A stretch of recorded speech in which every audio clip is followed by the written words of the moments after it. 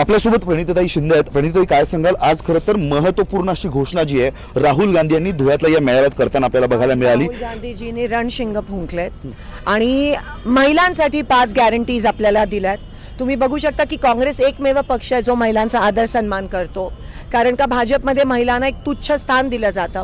आपण त्या पक्षाबद्दल बोलतोय ज्यांचे पंतप्रधान स्वतःच्या आईचा किंवा बायकोचा पण आदर करत नाही, ज्या राम मंदिराच्या प्रतिष्ठापनेला पत्नीसोबत हिंदू संस्कृतीप्रमाणे बसायचं असतं ते पण तेवढा पण आदर त्यांच्या पत्नीला देऊ शकले नाही। पण आज काँग्रेस पक्षाने देशभरातल्या महिलांसाठी अतिशय सुंदर अशा महिला दिनानिमित्त 5 गॅरंटीज दिल्यात, 5 संकल्प, 5 वचन जे ते पूर्ण करणार आहेत आणि आम्ही करून दाखवलेत। आधी पण जेव्हा काँग्रेस सत्तेत होती तेव्हा अतिशय सुंदर अशा महिलांसाठी संजय गांधी निराधार योजना, श्रावण बाळ योजना, ह्या सगळ्या महिलांसाठीच आज एकमेव त्या योजनेमुळे प्रत्येक घरातली महिला जगत आहे। आणि आज 5 अशा गॅरंटीज आपल्या राहुलजींनी आम्हाला दिल्यात, महिलांना दिल्यात। त्याच्यातली सर्वात महत्त्वाची म्हणजे 1 लाखाची खात्यामध्ये सगळ्या गोरगरीब महिलांमध्ये 1 लाख रुपये जमा होणार आहेत। ह्याचा अर्थ तिचं आरोग्य असेल, तिचं शिक्षण असेल, तिचा खर्च असेल, हा सगळं त्याच्यामध्ये निघणार आहे। ती आरोग्यासाठी पण ते पैसे सेव्ह करू शकेल। दुसरा महत्त्वाची घोषणा त्यांनी अशी केली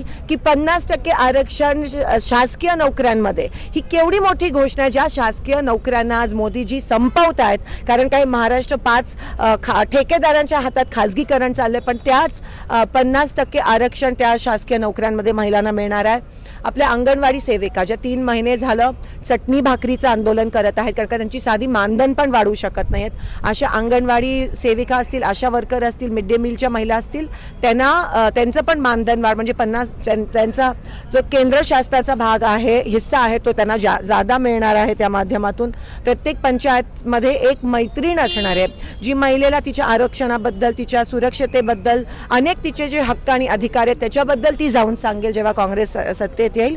आणि सर्वात महत्त्वाची म्हणजे आपला अभिमान सावित्रीबाई फुले, ज्यांच्यामुळे आम्ही महिला आज बोलू शकतो, काम करू शकतो, त्यांच्या नावाने प्रत्येक जिल्ह्यामध्ये एक हॉस्टेल सुरू होणार आहे। तर ह्याच्यापेक्षा अजून आम्ही महिला काय मागू शकतो? आणि एकमेव काँग्रेस पक्ष आहे जो महिलांचं देखभाल करू शकतो, महिलांना आदर सन्मान आणि खूप चांगला त्यांचा रिस्पेक्ट करू शकतो, तो एकमेव काँग्रेस। प्रणितीजी, ज्या पद्धतीनं राहुल गांधी यांचा दौरा जो आहे आता महाराष्ट्रभर सुरू झालेला आहे, यानं खरं तर काँग्रेसला म्हणजे महाराष्ट्र काँग्रेसला नवीन उभारी, नवी ऊर्जा 100% आज रणशंग फुंकले। तुम्ही बघता की जो प्रतिसाद या भारत जोडो न्याय यात्रेला मिळाला, एंट्री पासून, नंदुरबार पासून ते आता धुळे आणि मग उद्या नाशिक आहे, मालेगाव आहे आणि ठाणा, मुंबई आहे, अतिशय चांगला प्रतिसाद। तुम्ही ग्राउंड लेवल बघा, हे 400 पार हे फक्त भाजपचं खोटं नाटक नॅरेटिव्ह आहे। ते माइंड गेम खेळतात लोकांबद्दल। वस्तुस्थिती जरा उंटावर बसून जे शेळ्या हाकणारे लोक आहेत ते खाली येऊन बघा, वस्तुस्थिती इतकी वेगळी आहे। आम्ही फिरतो लोकांमध्ये, आम्हाला माहिती आहे लोक एवढे चिडलेत कारण का एकही